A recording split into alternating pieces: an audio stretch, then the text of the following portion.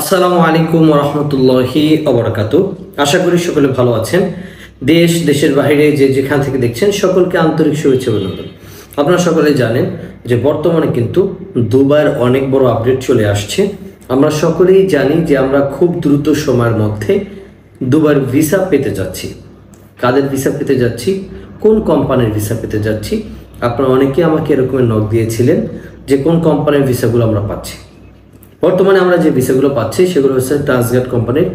Maximum visa হচ্ছে Transguard কোম্পানির। আপনারা যারা অনেক দিন ধরে ওয়েট করতেছিলেন, ট্রান্সগার্ড কোম্পানিতে ইন্টারভিউ দিয়েছেন, তাদের ভিসাগুলো খুব দ্রুত সময়ের মধ্যে আমরা পাচ্ছি।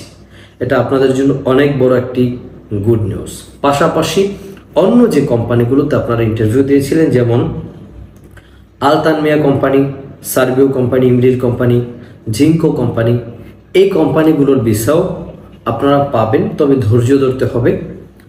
সচরাচর সবসময় দ্রুত সময় ট্রান্সগার্ড কোম্পানি ভিসা দিয়ে থাকে। এখনও নতুনভাবে ট্রান্সগার্ড কোম্পানি ভিসা দিচ্ছে। যারা এর আগে ইন্টারভিউ দিয়েছিলেন তাদের ভিসাগুলো তো অবশ্যই খুব দ্রুত সময়ের মধ্যে পাচ্ছেন। যারা নতুনভাবে ইন্টারভিউ দিতে চাচ্ছেন তারাও আশা করি ট্রান্সগার্ড কোম্পানি ভিসা পাবেন।